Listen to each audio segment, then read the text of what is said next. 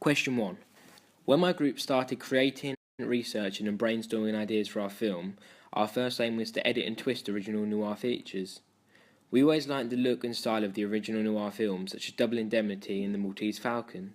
However, we're also huge fans of how such films as Batman and Sin City used these techniques and adapted them to fit the style of the genre of their own film. We wanted to do that by using mise-en-scène. Costume was very important to us. We wanted to use costumes that were seen in original noir films, such as suits and shirts and ties. However, we wanted to add a modern twist on them to make them more exciting and eccentric.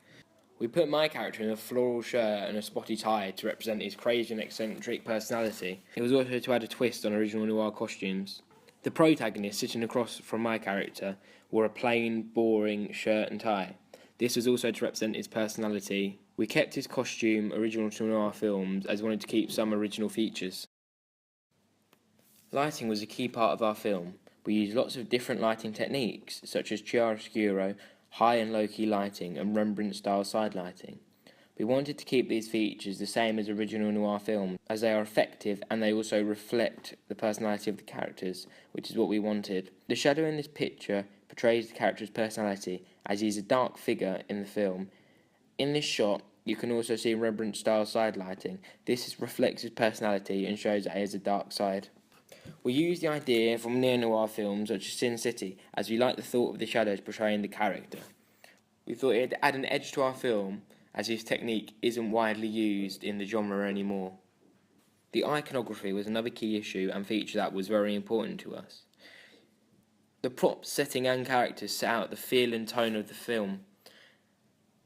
We felt this was very important, as it told viewers what our film was about and what genre it is and what style.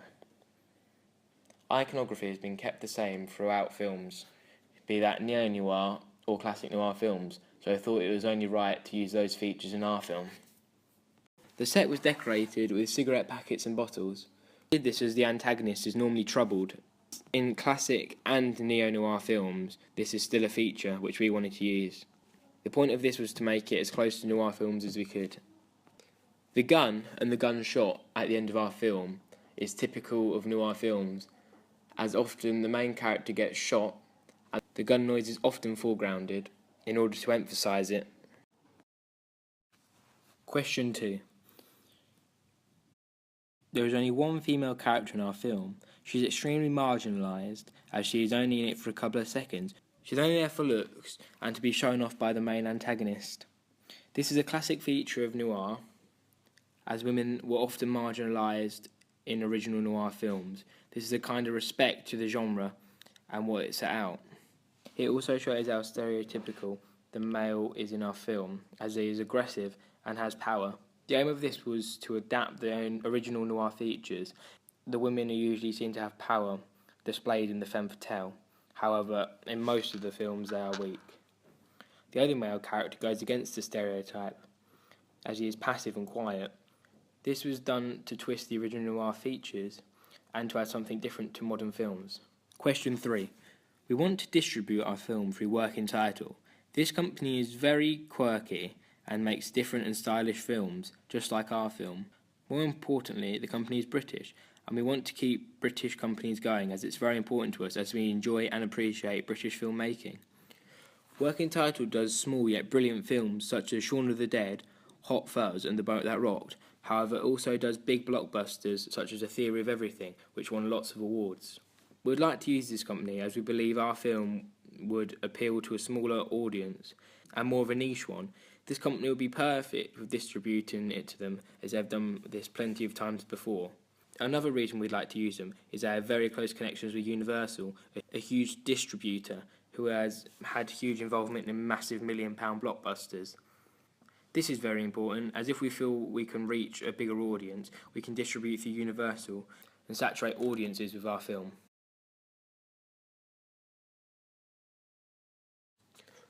We want our film to appeal to the age range of 15 to 45, as this is the average age of cinema goers. The themes in our film appeal to our audience age, as it contains violence, drugs, a dominant character, rebellion, serious subjects portrayed in a glossy, adapted way, rebels and outcasts. These are the things that we found younger audiences like in their films. In this scene of our film, you can see the main antagonist clearly dominating over the protagonist. We used our research to see what young audiences like in their films, and we saw they liked a dominant character and serious situations adapted. We did this in order to appeal to the younger generation of cinema goers, as we believe our film is suited primarily for them. They also like suspense, so we cut to black before the gunshot.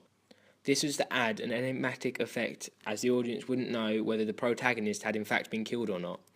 I believe this has been perfectly edited to show this, as there is no way you can tell what has happened. All you can hear is the gunshot. Older people would also be attracted to our film, due to the noir styles and conventions. We believe the film may act as a throwback for them, and they'll enjoy seeing what once was, but reborn and remade, and adapted for modern cinema. Whilst editing my film, I used Final Cut Pro. I wanted to do this as I used iMovie last year for GCSE, and I wanted to improve and better my editing skills. I found this a lot easier and a lot more simple to use than iMovie, as you could move things around and edit it perfectly and get it how you wanted to. However, I did use iMovie for my storyboarding to make this evaluation. It was quite easy for the storyboard, as you could import pictures and move them around and get them in time. It was a lot simpler than doing it on Final Cut Pro X. I also used GarageBand for my music. I really enjoyed this, and I took a shine to it as I was quite good at it. I made all the music for our film on it using the MIDI keyboards that we had. I made the piano parts when the titles came up on it. I also added the wind effect throughout the film. I also used Prezi quite a lot.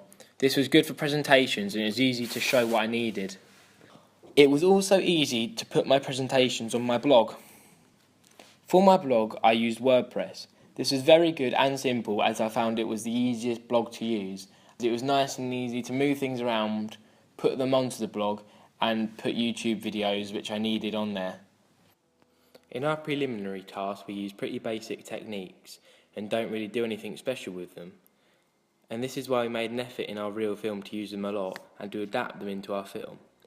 First of all, we use the 180-degree rule in our actual film. This is where you cannot cross the imaginary line where two characters are talking, as it look like the characters are talking to themselves. We didn't use this in our prelim, however it's a very important rule that we wish to follow. As you can see here, we didn't do anything to adapt it. We believed it worked fine and looked good how it was. We also didn't want to complicate things. The next rule was the match on action shot. This is where you don't fully see the character make the action, however you know it's happened. An example of this can be seen in my preliminary task, where my character pushes a door and it opens slightly. Then in the next shot he's completely walked through the door. The audience knows what has happened, however they don't have to see the full thing, and it saves valuable time for our film. We didn't use this technique in our actual film, as we didn't think it was appropriate or necessary to do so, as there wasn't much action needed. Finally, the third rule was shot reaction shot. This is where our character says something, then the character faces the other character to catch his reaction. We didn't use this in our prelim, only our actual film. The reason we didn't want to use it in our prelim was to keep my character's face hidden, so the storyline remained enigmatic. We didn't feel that there was any need to change this convention in our film, as it showed what we needed, so we just kept it the same. If we got the chance to do our film again, I'll put in more match on action shot and more shot reaction shots, as I feel these are very important for any film. I would also add a dream scene, as it would give us a chance to use more camera shots and to add more effects on the camera, e.g. colours and different video effects. Thank you for watching.